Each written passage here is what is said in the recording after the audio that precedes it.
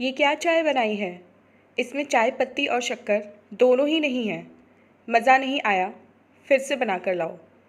सुधाकर जी ने कप आगे सरका दिया। नीरू चुपचाप कप उठाकर ले गई और दूसरी चाय बनाकर ले आई। वैसे चाय अच्छी ही बनी थी, पर सुधाकर जी की आदत है, वो दिन में 4-5 बार अपनी बहू को इसी तरह परेशान करते थे और नुक्स निकालते रहते थे। कभी अदरक कम है, कभी कहते कि चाय उबली नहीं, कभी कहते कि दूध ज़्यादा है, पानी कम, तो कभी कहते थे कि चाय अच्छे से उबाली ही नहीं। नीरू कुछ महीने पहले ही शादी होकर आई थी। वो घर के खाने पीने का ढंग सीख रही थी, पर कभी तो कमी रह जाती थी और कभी कमी नहीं भी रहती थी तो जानबूझकर बताई जाती थी। सिर्फ सुधाकर जी का ही नहीं, सबका यही हाल रहता है घर में। सास ससुर हो या देवर ननद, सबको नीरू से शिकायत ही रहती है। नीरू अपने मायके में बड़े ही लाड़ प्यार से पली थी। माँ ने अच्छे संस्कार के साथ घर गृहस्थी चलाने के भी गुण सिखाए थे, पर ससुराल में मायके की कहाँ चलती है। यहाँ तो ससुराल वालों के हिसाब से ही चलना होता है, फिर से सब कुछ नया सीखना होता है। नीरू पढ़ाई में सामान्य थी। पढ़ाई पूरी होने के बाद मायके वालों ने मनोज के साथ शादी कर दी। नीरू को बुके बनाने का बड़ा शौक था। वो सुंदर फूलों से बुके बनाया करती थी। उसकी ये कला पहले तो सबको पसंद आई थी, पर बाद में उसे घर गृहस्थी के कामों में ऐसा झोंक दिया कि वो कभी समय ही नहीं निकाल पाई। वो अपने शौक को जैसे भूल ही गई थी। ससुराल वालों का कहना था कि बहू को सिर्फ खाना बनाना और घर संभालना ही आना चाहिए। नीरू ने कुछ समय के लिए अपने शौक को छोड़ दिया ताकि वो घर परिवार में अच्छे से रम सके। वो हर संभव कोशिश कर ही रही थी। एक दिन उसकी सास उर्मिला जी ने अपने घर पर किटी रखी और नीरू को क्या बनाना है उसकी लिस्ट थमा दी। नीरू ने अपने हिसाब से जो अच्छा आता था बना दिया और कुछ यूट्यूब से देखकर बना दिया। पहली बार 15-16 लोगों के लिए इतना खाना बनाया था। उर्मिला जी से खाना कितना बनाऊं? ये अनुपात पूछा, पर उर्मिला जी ने उसको बताया ही नहीं। उसकी मम्मी से पूछती तो वो भी अपने मायके अपनी मम्मी की तबीयत पूछने गई थी, जो कि अस्पताल में भर्ती थी। नीरू ने अपने हिसाब से सब बना लिया, पर छोले कम रह गए और बहुत ही ज़्यादा तीखे हो गए। पूड़ी का आटा बहुत ज़्यादा हो गया, रायता जल्दी ही ख़त्म हो गया और सूखी सब्जी में तेल बहुत ज़्यादा हो गया। खीर पतली हो गई। सारे खाने में स्वाद भी कम था। किसी में मसाला ज़्यादा हो गया, किसी में कम हो गया। ये देखकर उर्मिला जी का पारा चढ़ गया और वो नीरू पर गुस्सा हो गई। तेरी माँ ने कुछ सिखाया है भी या नहीं? तुम्हें ढंग से खाना बनाना तक नहीं आता। बहू तो वही सुलक्षणा होती है जो रसोई अच्छे से संभाल ले। न खाने में स्वाद है, न ही मात्रा का अंदाज़ा है। शोर सुनकर उर्मिला जी की कुछ सहेलियाँ रसोई में आ गईं, तो उन्होंने यही कहा कि मेरी बहू को तो कुछ नहीं आता है, और सर पीटने लगी। सबने समझाया और जैसे तैसे किटी हो गई। सब लोग वापस चली गई। नीरू थोड़ी सी सहम सी गई थी। उसने पहली बार इतनी सारी रसोई बनाई, पर अंदाज़ा नहीं लगा पाई कि कितना बनाना है। रात को मनोज से बोली तो उसने एक टूक जवाब दिया, ये रसोई और खाने की बातें मुझसे मत किया करो। मम्मी और तुम जानो, ये तुम सास और बहू के बीच की बात है, इसमें मुझको मत घसीटो। मनोज करवट लेकर सो गया। आज नीरू को बहुत बुरा लग रहा था। उसके अपने पति को उसकी तकलीफ़ और आत्मसम्मान की ज़रा भी फिक्र नहीं थी। उसकी दिनचर्या ऐसे ही चल रही थी। एक दिन उसकी ननद शुभी बोलती है, जो उसकी हम उम्र ही थी, भाभी आज मेरी सहेलियाँ लंच पर आ रही हैं, आप चाइनीज़ बना लेना। लेकिन मुझे चाइनीज़ उतना अच्छा बनाना नहीं आता है, नीरू ने तुरंत कहा। इस पर शुभी बोली, क्या भाभी, आपको तो कुछ भी नहीं आता। यूट्यूब तो है, उससे देखकर बना लेना। सिर्फ 5 ही तो सहेलियाँ आ रही हैं। मैं कुछ इंडियन फूड बना दूँ? पर शुभी ने सब दरकिनार करके चाइनीज़ खाना ही बनवाया। उसकी सहेलियाँ खाते हुए बहुत हंस रही थीं। यार, इससे अच्छा तो कॉलेज के बाहर जो टपरी लगाकर बेचता है वही खा लेते। बेकारी मुंह का स्वाद खराब कर लिया। शुभी फिर गुस्सा होकर बोली, क्या भाभी, आपको तो कुछ भी ढंग से नहीं आता है। अपनी सहेलियों के सामने शुभी ने नीरू को अपमानित कर दिया। नीरू मन मसोस कर रह गई। ये क्या ज़रूरी है कि हर चीज़ बनानी ही आए? बहू हूँ तो क्या हुआ, मशीन थोड़ी, जो कहो वो हाजिर कर दो। फिर अभी शादी हुई है, इतना रसोई का काम किया ही नहीं, तो एकदम से कैसे आ जाएगा? पर किससे कहती, इसलिए चुप हो गई। नीरू को काम सब आता था, लेकिन उसने पढ़ाई के कारण काम इतना किया नहीं था और आदत भी नहीं थी। अब सासू माँ को तो सालों की गृहस्थी का अनुभव था, पर उसकी शादी को तो कुछ ही महीने हुए हैं, तो वो कैसे सबकी अपेक्षाओं पर खरी उतरती। मनोज तो उसके दिल का हाल ज़रा भी नहीं सुनता था। वो घर से ऑफिस और ऑफिस से घर ही आता जाता था। वो नीरू की भावनाओं को ज़रा भी नहीं समझता था। नीरू ने मनोज से कहा कि वो बुके का काम फिर से शुरू करना चाहती है। उसे फूलों और प्रकृति से बहुत प्यार है। फूलों की खुशबू और फूलों के रंग उसे अपनी तरफ खींचते हैं। वो ज़्यादा दिनों तक अपने शौक़ से दूर नहीं रह पाएगी। उसे लोगों को बुके बनाकर देना बहुत पसंद है। दिन में कुछ घंटे वो अपने लिए निकालना चाहती है, पर मनोज ने मना कर दिया।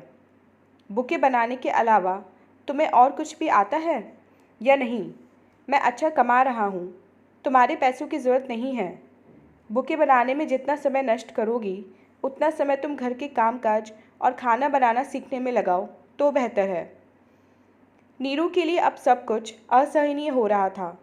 उदास देखकर उसका छोटा देवर संजय बोलता है, भाभी आप उदास मत हो, मेरा एक काम कर दोगी?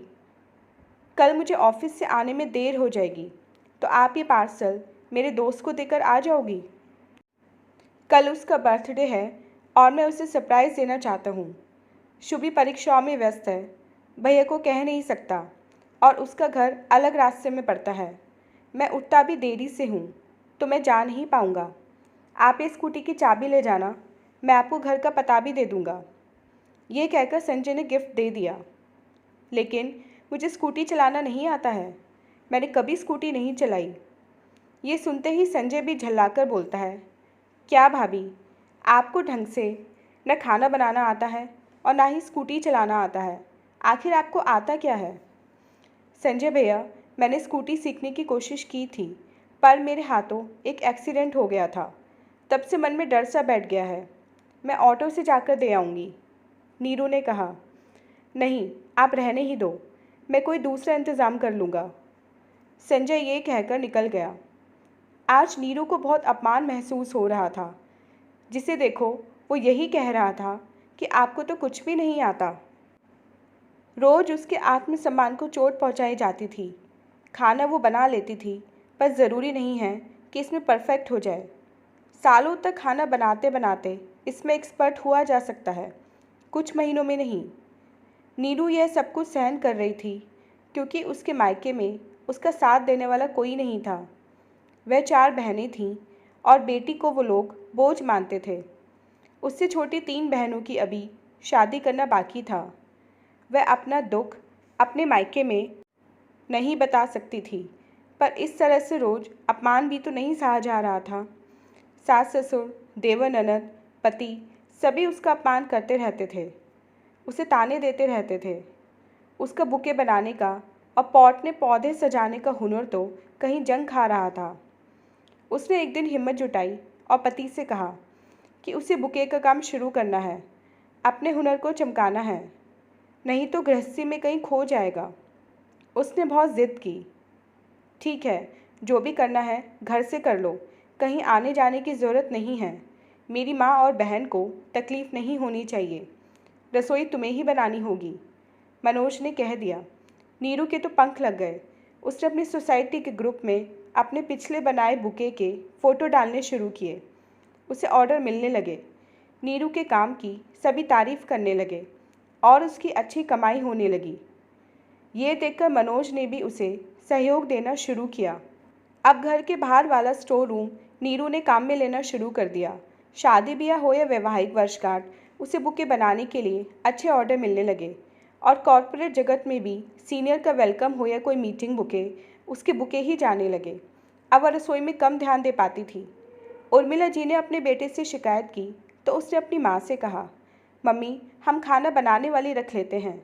नीरू तो व्यस्त रहने लगी है और अच्छा कमाने भी लगी है, तो हमें भी सहयोग करना चाहिए। नीरू खाना बनाएगी तो बुके के ऑर्डर पूरे नहीं कर पाएगी। अपने बेटे के मुंह से ये बात सुनकर उर्मिला जी दंग रह गई। पर जब पति पत्नी की तरफ बोले तो पत्नी को ससुराल वाले एक ताना भी नहीं दे सकते हैं। पति का साथ बहुत ज़रूरी है। अब नीरू का आत्मविश्वास और भी बढ़ने लगा था। घर का स्टोर रूम माल और सामान के लिए छोटा पड़ने लगा। बाहर किराए की बड़ी सी दुकान ले ली और मदद के लिए 2-3 लड़कियों को रख लिया गया। बुके के साथ नीरू पौधों से सजाकर पॉट भी बेचने लगी थी। उसके सजाए पॉट भी बहुत ही सुंदर होते थे।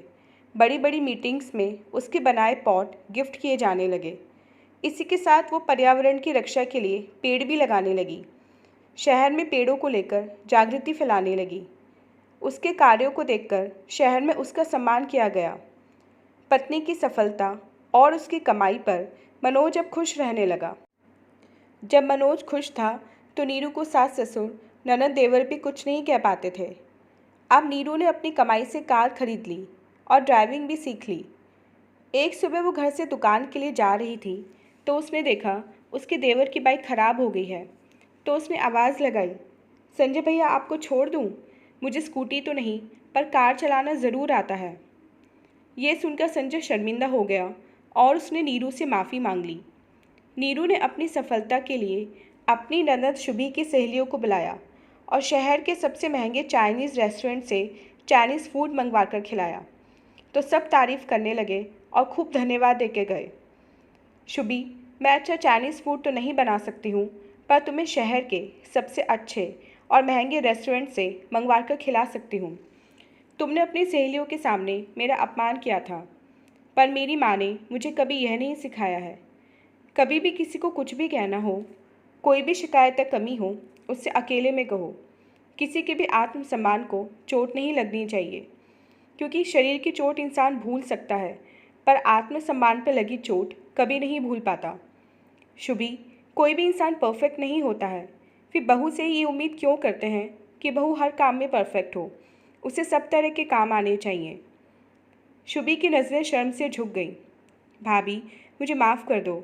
मुझे ये समझ में आ गया है कि हर इंसान हर काम में परफेक्ट नहीं हो सकता है। आपका हुनर अलग है, आपका शौक़ अलग है। आपको मौका दिया गया तो आपने उसमें ही परचम लहरा दिया। आज आप शहर की सबसे अच्छी बुके बनाने वाली हो गई हो। नीरू की सफलता से अब सास ससुर भी खुश रहने लगे थे। बेटा बेटी तो नाम रोशन करते हैं, पर उनकी बहू ने तो अपने काम और हुनर से उनका ही नाम रोशन कर दिया। नीरू अब खुश रहने लगी थी। एक बार मनोज ने मना कर दिया था, पर फिर उसने हिम्मत नहीं हारी, इसलिए दोबारा मनोज को हाँ करना ही पड़ा। अपने काम के प्रति जुनून हो तो सब कुछ संभव है, सिर्फ करने की चाह होनी चाहिए। आत्मसम्मान सबसे बड़ी चीज़ है, उस पर चोट लगती है तो दर्द होता है। कई घरों में रोज़ महिलाओं का आत्मसम्मान रौंदा जाता है। उसके लिए ज़रूरी है कि वो आत्मनिर्भर हो, अपना कोई काम शुरू करें। उसमें सफलता मिलेगी तो पति और ससुराल वाले अपने आप सहयोग करने लगेंगे। फिर कोई नहीं कहेगा कि मेरी बहू को कुछ नहीं आता। और हाँ दोस्तों, जब बहू घर में आए तो उसे भी थोड़ा समय दीजिए आपके तौर तरीके सीखने के लिए। आपका अनुभव 20-30 साल का रहता है खाना बनाने में। उसका तो अभी अभी शादी करके आपके घर आई है, तो कैसे बहू को आपकी तरह ही अनुभव हो पाएगा? आप भी कभी बहू थी, आप भी कभी चीज़ों की शुरुआत शुरू से की, तब जाकर आपको इतना अनुभव हुआ। तो बहू भी धीरे धीरे सब सीख ही जाएगी। धन्यवाद।